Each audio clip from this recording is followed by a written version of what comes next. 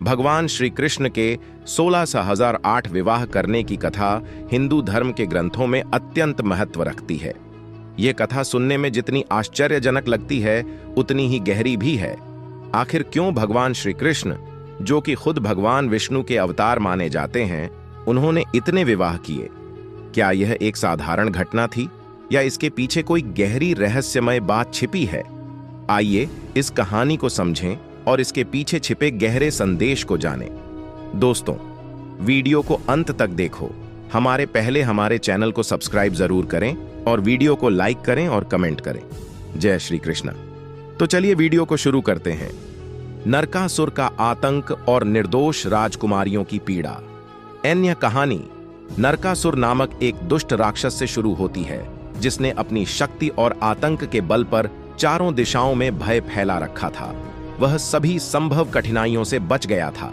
नरकासुर ने हजारों राजकुमारियों को अपहरण कर उन्हें बंदी बना रखा था। उन राजकुमारियों ने अपने परिवारों और समाज से दूर कष्ट में जीना चुन लिया था। इन कहते हैं कि उस राक्षस को केवल शक्ति की पूजा का ही गर्व था और उसे नैतिकता का कोई पता नहीं था। उसे किसी की तकलीफ या पीड़ा से कोई फर्क नहीं पड़ रहा था। उन राजकुमारियों के दिल में कैसा अल्हड़, उनकी जीवन में अंधकार छा गया था। कोई आशा नहीं, कोई सम्मान नहीं और उनकी प्रतिष्ठा ने रंग नहीं लाया था। एनजिबा श्री कृष्ण को इस घोर अन्याय की जानकारी मिली तो उनका मन करुणा और संवेदना से भर उठा। वे ऐसे अनिर्दोष व्यक्ति के द्वारा तकलीफ पहुंचाई जाना सहन कैसे कर सकते थे? उनका धार्मिक आदर्श था कि उन्हें इस अन्याय का अंत करना चाहिए। श्री कृष्ण ने तैयारी की कि वह नरकासुर की हत्या करेंगे और राजकुमारियों को मुक्ति दिलाएंगे। एन श्री कृष्ण ने राजकुमारियों को स्वतंत्रता दिलाई। एन श्री कृष्ण ने अपने मित्र और भाई बलराम के साथ नरकासुर पर हमला किया। एक भयानक युद्ध हुआ जिसमें श्री कृष्ण ने अपनी बहादुरी और कौशल का परिचय दिया। आखिरकार श्री कृष्ण ने नरकासुर का वध कर दिया। जैसे ही उस राक्षस की मृत्यु हुई, 16,008 राजकुमारियों ने स्वतंत्रता की गहरी सांस ली। वे अंधकार से बाहर निकल आईं और उनके जीवन में नई उम्मीद की एक किरण जगी। लेकिन यह समस्या का अंत नहीं था। जब वे राजकुमारियां अपने घर लौटने का प्रयास करने लगीं, तो समाज ने उन्हें स्वीकार करने से इनकार कर दिया। उनके अपने परिवारों ने उन्हें ठुकरा दिया। समाज ने उन्हें अपवित्र समझकर उनका बहिष्कार कर दिया। क्या उनकी गलती थी कि वे बंदी बना ली गई थीं?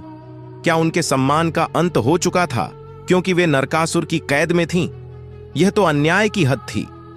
उन्होंने भगवान श्री कृष्ण से पूछा, हे प्रभु, हमारा क्या दोष है? हमने कोई पाप नहीं किया, फिर भी हमारा समाज हमें क्यों नहीं स्वीकार रहा? हमारे पास अब क्या विकल्प है? श्री कृष्ण का निर्णय विवाह करके समाज को देना संदेश भगवान श्री कृष्ण का हृदय करुणा और संवेदना से भरा था। उन्होंने इन राजकुमारियों की पीड़ा को महसूस किया और उन्हें समाज में पुनः प्रतिष्ठा दिलाने का संकल्प लिया। उन्होंने कहा, तुम्हारा सम्मान, तुम्हारा अधिकार मैं पुनः स्थापित करूंगा। तुम सब अब समाज के तिरस्कार की पात्र नहीं रहोगी। तब श्री कृष्ण ने इन 16,008 राजकुमारियों से विवाह करने का निर्णय लिया। यह केवल एक विवाह नहीं था, यह समाज के नियमों और कुरीतियों को चुनौती देने का एक उदाहरण था।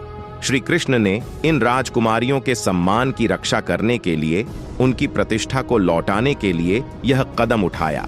उन्होंने यह सिद्ध कर दिया कि एक सच्चा भगवान वह है जो सभी के लिए करुणा रखता है, जो सभी को सम्मान देता है।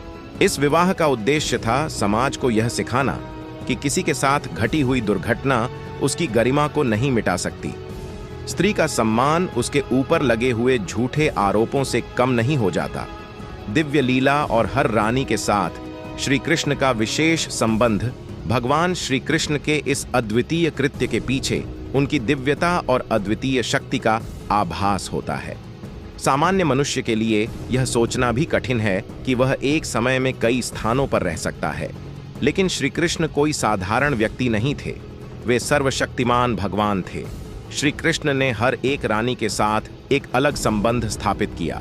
कहते हैं कि उन्होंने हर रानी के लिए एक अलग महल बनवाया और हर एक के साथ एक समय में एक ही स्थान पर उपस्थित रहे। यह कैसे संभव था?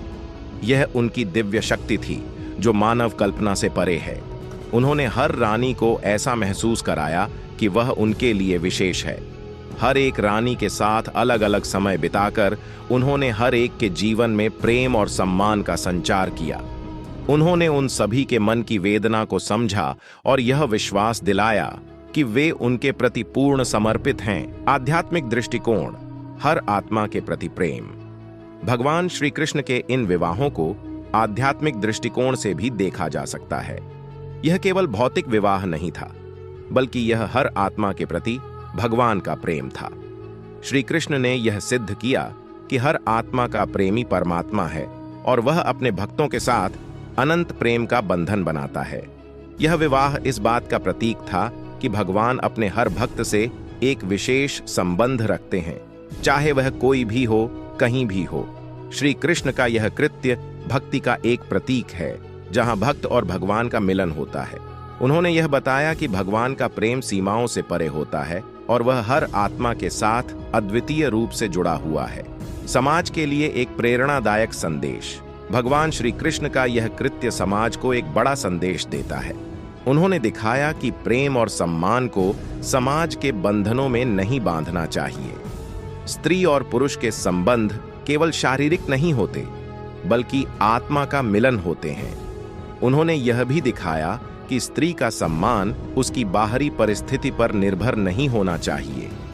यह कृति समाज में स्त्रियों के सम्मान और स्वतंत्रता की रक्षा के लिए एक प्रेरणादायक उदाहरण बन गई। श्री कृष्ण का यह संदेश आज भी प्रासंगिक है, क्योंकि आज भी समाज में कई लोग स्त्रियों के अधिकारों और उनके सम्मान का हनन करते हैं। श्री कृष्ण जी के 16,008 विवाह एक अनोखी घटना थी, जो हमें यह सिखाता है कि करुणा, प्रेम और सम्मान की कोई मूल्य नहीं होती है। यह केवल एक धार्मिक कथा नहीं है, यह एक संदेश है जो हमें सिखाता है कि हम दूसरों के प्रति करुणा और सहानुभूति कैसे दिखा सकते हैं। इसलिए श्री कृष्ण जी के ये विवाह केवल उनकी आदिविक शक्ति के प्रमाण नहीं, बल्कि हमारे समाज के लिए एक उदाहरण है कि सच्चा प्रेम और सम्मान हमेशा बने रहने चाहिए। यह हमें प्रेरित करता है कि हम समाज की सीमाओं से परे जाकर सभी का सम्मान और प्रतिष्ठा रखें। मित्रों, आज के लिए इतना ही। वीडियो को पसंद करें और चैनल को सब्सक्राइब करें। धन्यवाद।